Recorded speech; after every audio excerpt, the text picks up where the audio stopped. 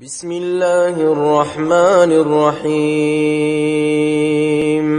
الحمد لله الذي أنزل على عبده الكتاب ولم يجعل له عوجا قيما لينذر بأسا شديدا من لدنه ويبشر المؤمنين الذين يعملون الصالحات أن لهم أجرا حسنا ماكثين فيه أبدا وينذر الذين قالوا اتخذ الله ولدا ما لهم به من علم ولا لآبائهم كبرت كلمة تخرج من أفواههم إن يقولون إلا كذبا فلعلك باخع نفسك على آثارهم إن لم يؤمنوا بهذا الحديث أسفا إنا جعلنا ما على الأرض زينة لها لنبلوهم أيهم أحسن عملا وإنا لجاعلون ما عليها صعيدا جرزا أم حسبت أن أصحاب الكهف والرقيم كانوا من آياتنا عجبا إذ أوى الفتية إلى الكهف فقالوا ربنا آتنا من لدنك رحمة وهيئ لنا من أمرنا رشدا فضربنا على آذانهم في الكهف سنين عددا ثم بعثناهم لنعلم أي الحزبين أحصى لما لبثوا أمدا نحن نقص عليك نبأهم بالحق إنهم فتية آمنوا بربهم وزدناهم هدى وربطنا على قلوبهم إذ قاموا فقالوا ربنا رب السماوات والأرض لن ندعو من دونه إلها لقد قلنا إذا شططا هؤلاء قومنا اتخذوا من دونه آلهة لولا يأتون عليهم بسلطان بين فمن أظلم ممن افترى على الله كذبا وإذ اعتزلتموهم وما يعبدون إلا الله فأووا إلى الكهف ينشر لكم ربكم من رحمته ويهيئ لكم من أمركم مرفقا وترى الشمس إذا طلعت تزاور عن كهفهم ذات اليمين وإذا غربت تقرضهم ذات الشمال وهم في فجوة منه ذلك من آيات الله من يهد الله فهو المهتد ومن يضلل فلن تجد له وليا مرشدا وتحسبهم أيقاظا وهم رقود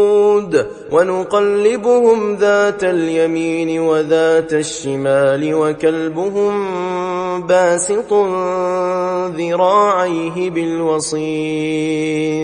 لو اطلعت عليهم لوليت منهم فرارا ولملئت منهم رعبا وكذلك بعثناهم ليتساءلوا بينهم قال قائل منهم كم لبثتم قالوا لبثنا يوما أو بعض يوم قالوا ربكم أعلم بما لبثتم فابعثوا أحدكم بورقكم هذه إلى المدينة فلينظر أيها أزكى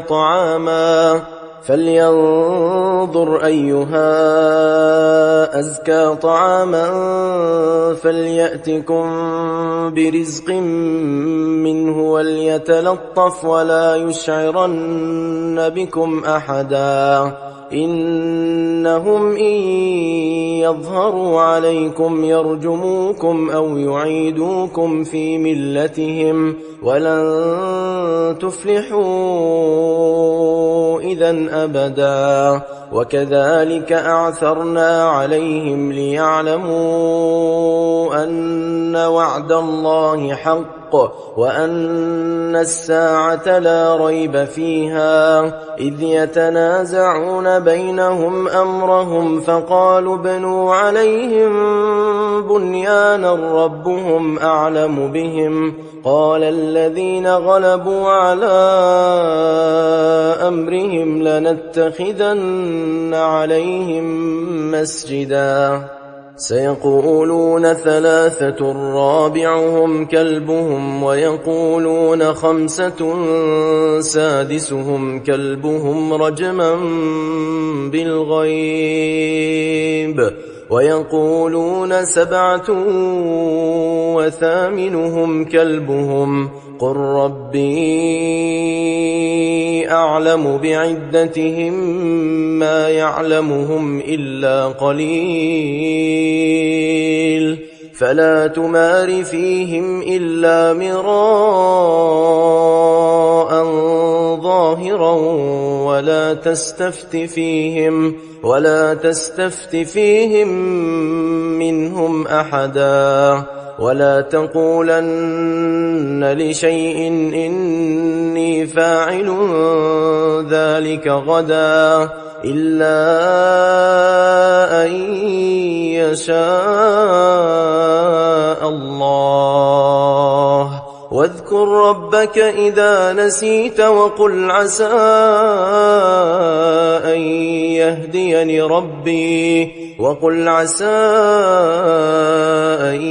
يهديني ربي لأقرب من هذا رشدا ولبثوا في كهفهم 300 سنين وازدادوا 9 قل الله أعلم بما لبثوا له غيب السماوات والأرض أبصر به وأسمع ما لهم من دونه من ولي ولا يشرك في حكمه أحدا واتل ما أوحي إليك من كتاب ربك لا مبدل لكلماته ولن تجد من دونه ملتحدا واصبر نفسك مع الذين يدعون ربهم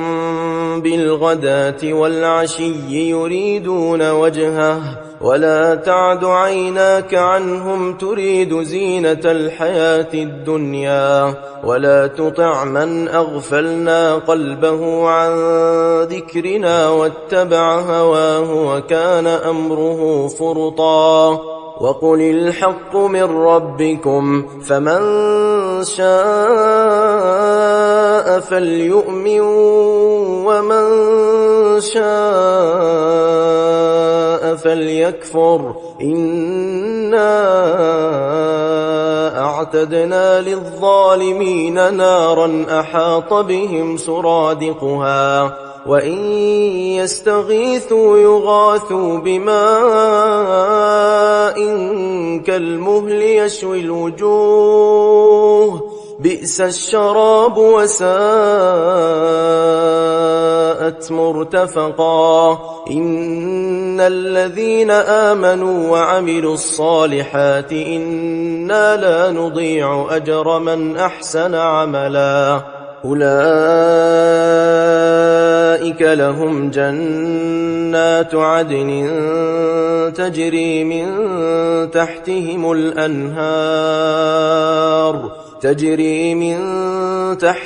الأنهار يحلون فيها من أساور من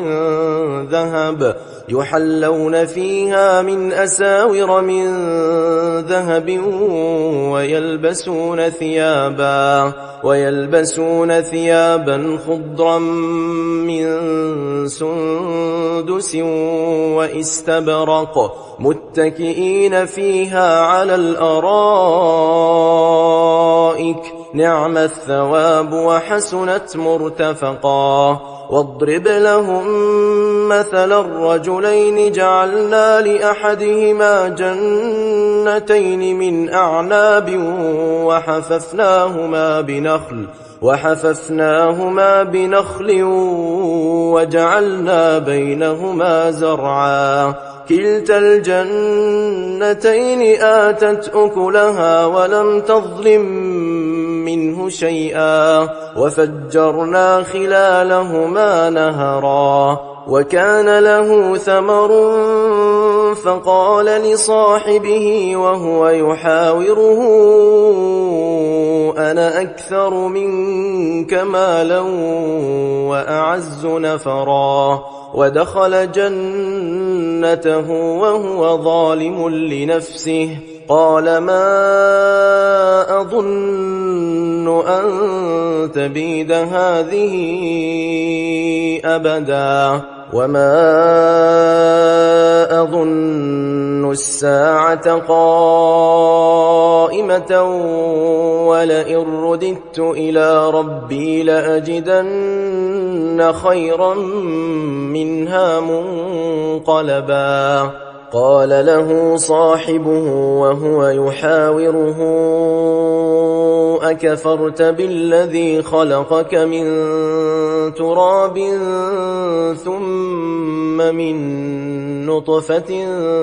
ثم سواك رجلا لكن هو الله ربي ولا أشرك بربي أحدا. ولولا إذ دخلت جنتك قلت ما شاء الله لا قوة إلا بالله إن ترني أنا أقل منك مالا وولدا فعسى ربي أن يؤتيني خيرا من جنتك ويرسل عليها حسبانا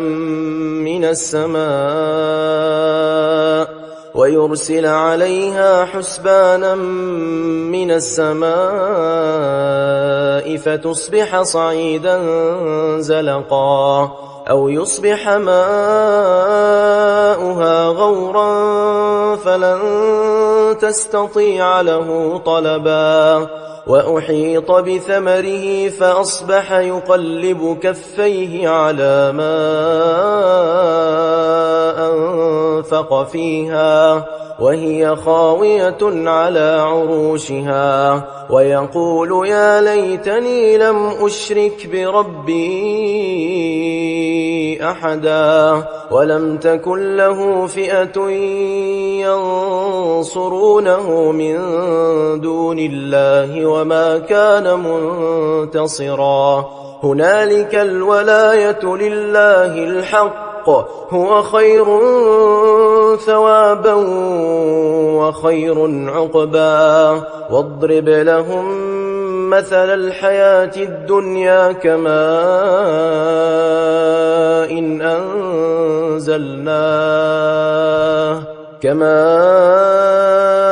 إن أنزلناه من السماء فاختلط به نبات الأرض فأصبح هشيما تذروه الرياح وكان الله على كل شيء مقتدرا. المال والبنون زينة الحياة الدنيا والباقيات الصالحات خير عند ربك ثوابا وخير أملا ويوم نسير الجبال وترى الأرض بارزة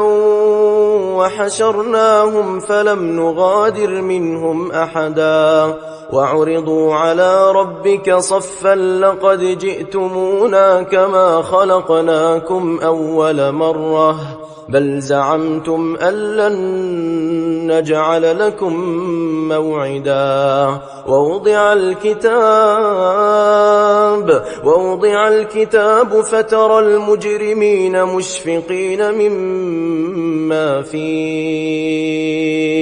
ويقولون يا ويلتنا ما لهذا الكتاب لا يغادر صغيرة ولا كبيرة إلا أحصاها ووجدوا ما عملوا حاضرا ولا يظلم ربك أحدا وإذ قلنا للملائكة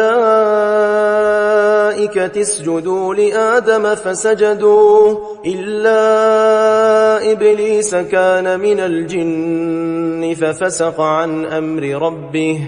أفتتخذونه وذريته أولياء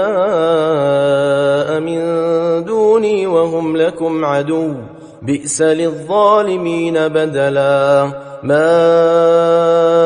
أشهدتهم خلق السماوات والأرض ولا خلق أنفسهم وما كنت متخذ المضلين عضدا ويوم يقول نادوا شركائي الذين زعمتم فدعوهم فلم يستجيبوا لهم وجعلنا بينهم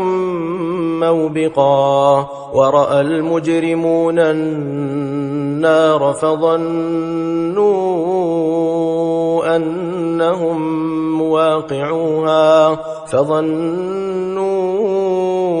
أنهم مواقعوها ولم يجدوا عنها مصرفا ولقد صرفنا في هذا القرآن للناس من كل مثل وكان الإنسان أكثر شيء جدلا وما منع الناس أن يؤمنوا إذ جاءهم الهدى ويستغفروا ربهم إلا أن تأتيهم سنة الأولين أو يأتيهم العذاب قبلا وما نرسل المرسلين إلا مبشرين ومنذرين ويجادل الذين كفروا بالباطل ليدحضوا به الحق واتخذوا آياتي وما أنذروا هزوا ومن أظلم ممن ذكر بآيات ربه فأعرض عنها ونسي ما قدمت يداه إنا جعلنا على قلوبهم أكنة أن يفقهوه وفي آذانهم وقرا وإن تدعهم إلى الهدى فلن يهتدوا إذن أبدا وربك الغفور ذو الرحمة لو يؤاخذهم بما كسبوا لعجل لهم العذاب بل لهم موعد لن يجدوا من دونه موئلا وتلك القرى أهلكناهم لما ظلموا وجعلنا لمهلكهم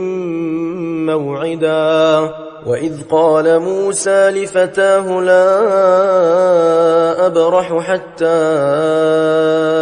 أبلغ مجمع البحرين أو أمضي حقبا فلما فلما بلغا مجمع بينهما نسيا حوتهما فاتخذ سبيله في البحر سربا فلما جاوزا قال لفتاه آتنا غداءنا لقد لقينا من سفرنا هذا نصبا قال أرأيت إذ أوينا إلى الصخرة فإني نسيت الحوت وما أنسانيه إلا الشيطان أن أذكره واتخذ سبيله في البحر عجبا قال ذلك ما كنا نبغ فارتدا على آثارهما قصصا فوجدا عبدا من عبادنا آتيناه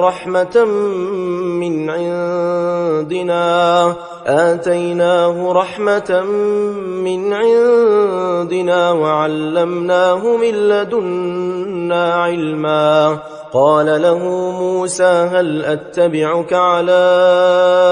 أن تعلمني مما علمت رشدا قال إنك لن تستطيع معي صبرا وكيف تصبر على ما لم تحط به خبرا قال ستجدني إن شاء الله صابرا ولا أعصي لك أمرا قال فإن اتبعتني فلا تسألني عن شيء حتى أحدث لك منه ذكرا فانطلقا حتى إذا ركبا في السفينة خرقها قال أخرقتها لتغرق أهلها لقد جئت شيئا إمرا قال ألم أقل إنك لن تستطيع معي صبرا قال لا تؤاخذني بما نسيت ولا ترهقني من أمري عسرا فانطلقا حتى إذا لقيا غلاما فقتله قال أقتلت نفسا زكية بغير نفس لقد جئت شيئا نكرا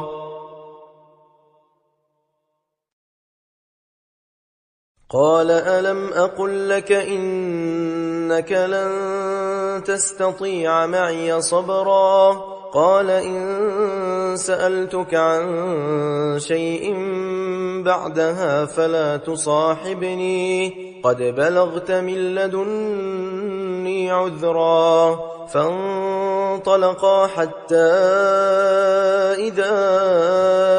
أتيا أهل قرية استطعما أهلها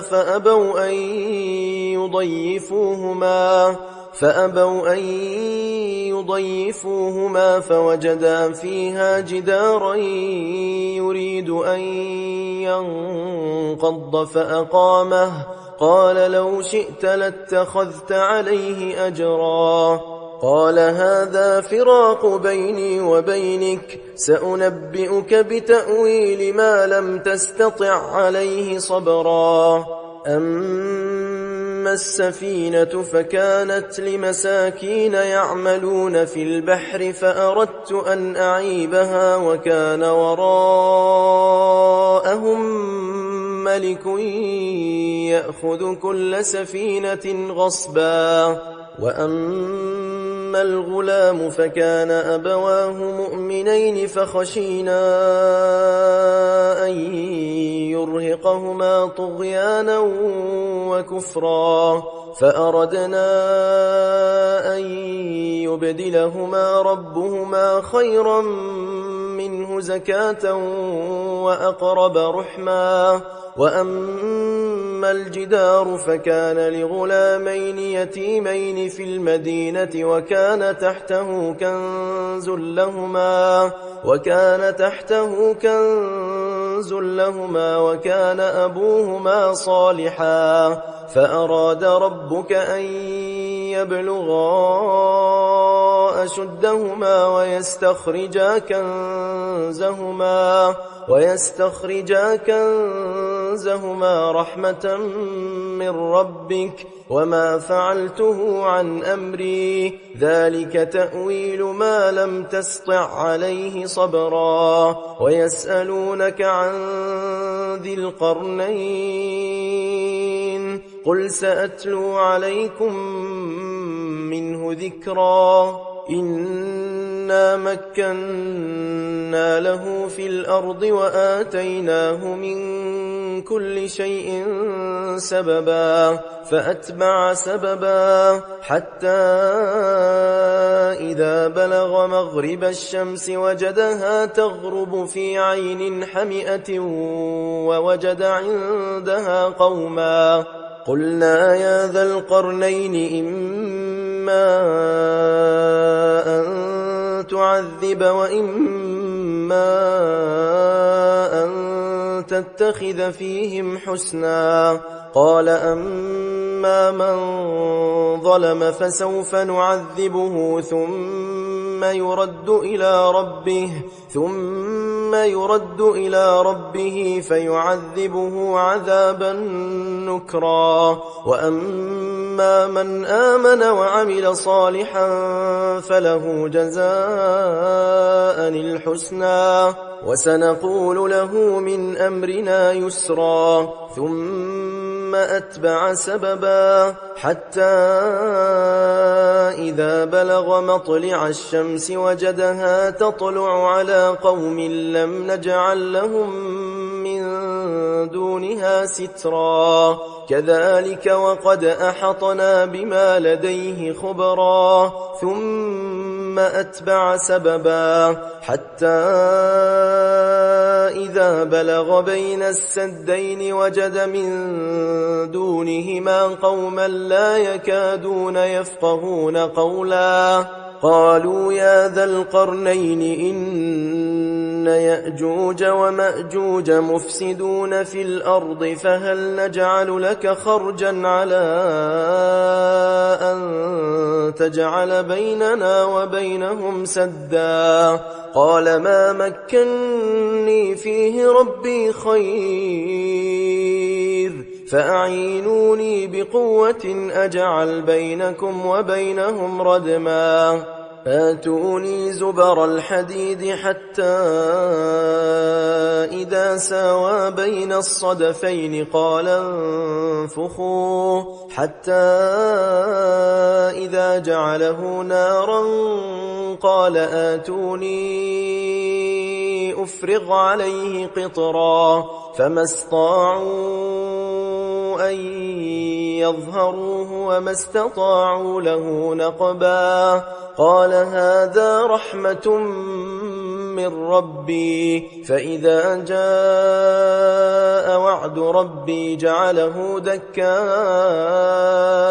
وكان وعد ربي حقا وتركنا بعضهم يومئذ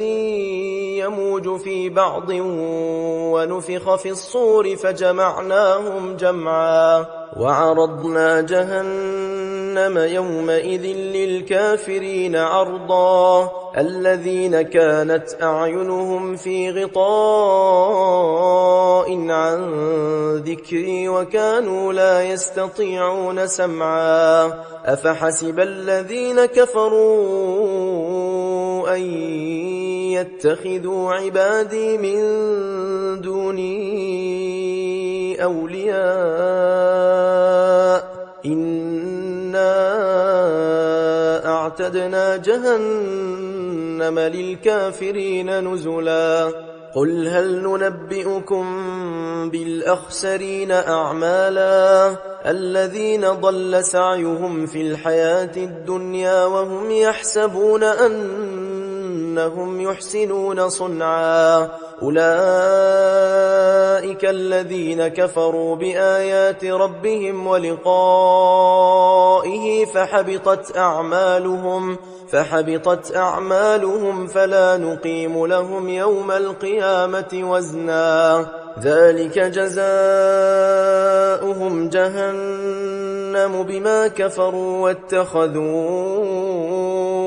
آياتي ورسلي هزوا إن الذين آمنوا وعملوا الصالحات كانت لهم جنات الفردوس نزلا خالدين فيها لا يبغون عنها حولا قل لو كان البحر مدادا لكلمات ربي لنفد البحر قبل أن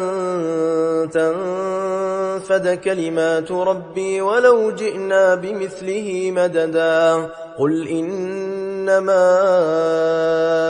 أنا بشر مثلكم يوحى إلي أنما إلهكم إله واحد فمن كان يرجو لقاء ربه فليعمل عملا صالحا ولا يشرك بعبادة ربه أحدا.